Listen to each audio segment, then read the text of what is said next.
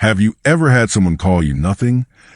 I've heard it, not just once, but over the years, enough to make the champagne flute vibrate at the dinner table. My name is Daniel Hayes, a judge, a man who once stood on a bench, wielded a gavel of justice, but was rejected by his own family, as if I never existed. 10 years ago, I chose to stand for truth, even though it meant standing against my own flesh and blood. I spoke out against a powerful man whom my family had kept silent about or even defended. Since then, I have been the one erased from the family photo, the isolated ghost at every gathering. And then one day, I received a wedding invitation. No name on it. No invitation for Daniel. Just a thin piece of paper folded neatly in an envelope scented with hotel perfume, as if it did not belong to me. But it was given to me. I sat there, in a room filled with the silence of old legal files and memories, holding a rusted judge's badge. It was a symbol of honor I had once held, but now, it seemed, no one recognized. But there was one thing no one could take away from me. My work, my rulings, which had been published in the Harvard Law Review, which had changed the way people viewed tenants' rights, which had been a source of pride I could not hide. And my soon-to-be brother-in-law, Matthew Green, had not only known me, but had appreciated what I had done. That night, in the pale yellow light of the vineyard, I had not just walked into a party that was not for me. I had walked into a confrontation between truth and falsehood, between honor and abandonment, between a judge estranged from his family and a man honored by the world. You wouldn't believe what happened out. Stay with me for the next 30 minutes. I'll tell you a story about betrayal, the terrifying silence of loved ones, and how I found myself through the strangest but most sincere clapping. That day, I received the wedding invitation, a thick envelope, smelling of an unfamiliar perfume, the kind you smell at a hotel reception, not from your family. I held it in my hand, feeling like I was holding a silent rejection. Opening it, I saw that the ornate invitation from my sister, Emily, and her boyfriend had no name on it. No greeting, no indication that I had ever been a part of this family. Just a small cream-colored piece of paper, handwritten in soft but cold letters. Please don't ruin your daughter's day. Don't come. Signed at the bottom, Mom. I remember that day, the day I dared to stand up, to speak out against a powerful man, a family friend, a man everyone in the family ignored or feared silently. I chose the truth. I chose justice over the false security of my family. And the price I paid was coldness, abandonment. My mother called to me from the porch, her voice not loud, not trembling.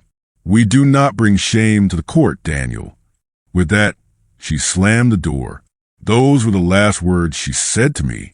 I stood there, outside the house I had once called home, but now there was only darkness and silence. In the days that followed, I held tightly in my hand an old, slightly yellowed envelope with slanted handwriting from a man I called my spiritual father, Judge Brandon Carter, the man who taught me silence is not always peace. Legacies are born in silence. I remember every word he said, every kind look he gave me as he handed me the judge's badge, the symbol of honor and responsibility that I've carried with me my whole life. My family, they chose to turn away. But I never gave up on myself, on the ideals of justice that I pursued. Perhaps, deep down, I still hoped that one day those silences would become voices, and these cracks would become bridges.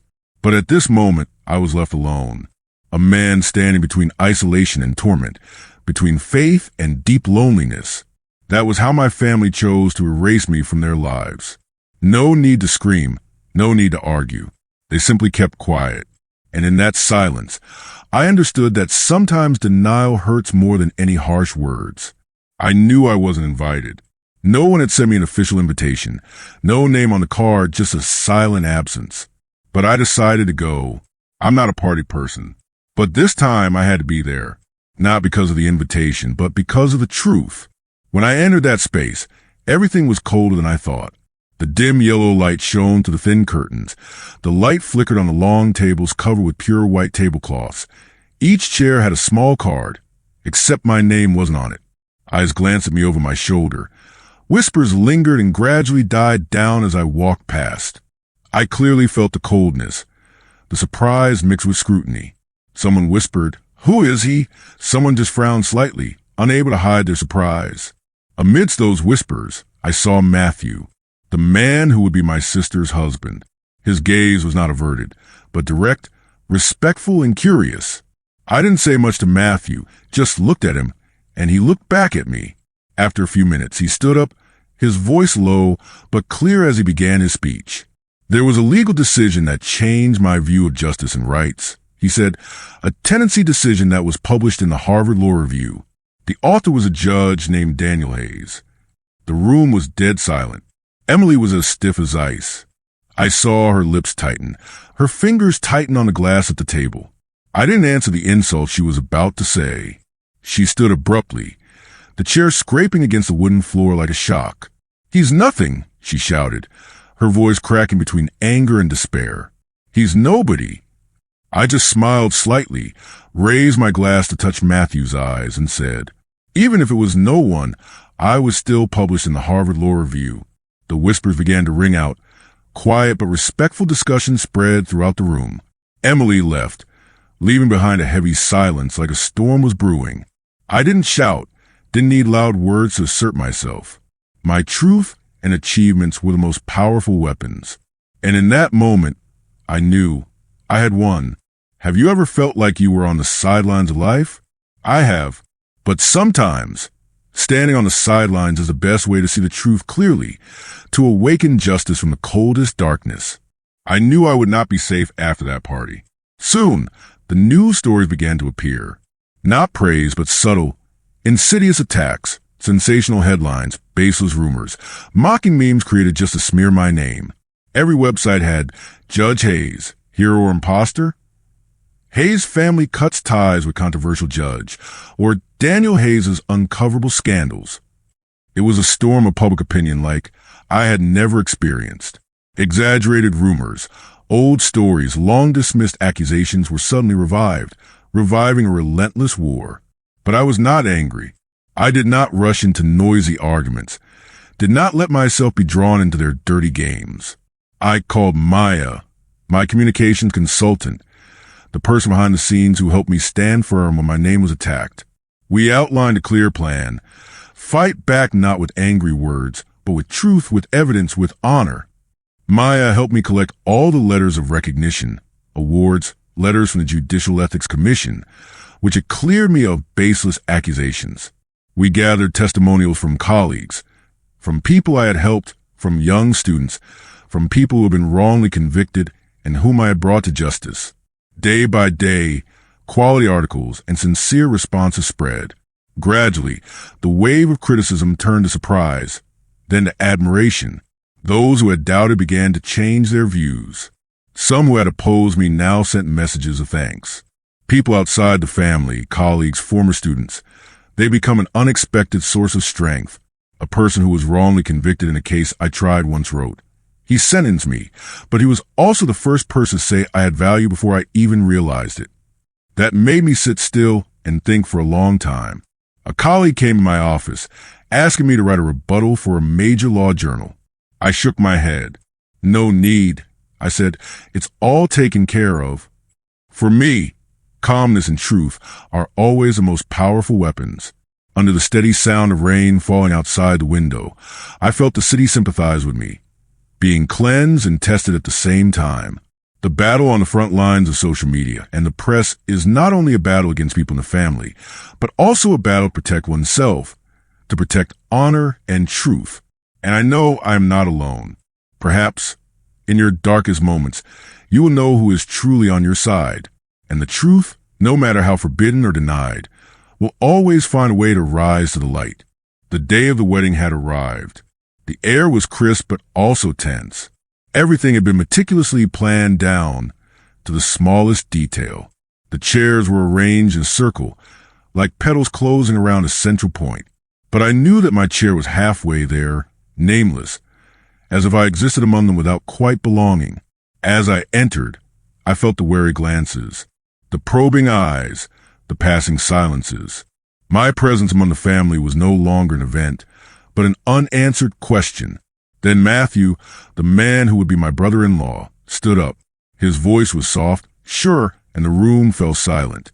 In my life, he began, there was one person who changed the way I looked at justice and the meaning of resilience.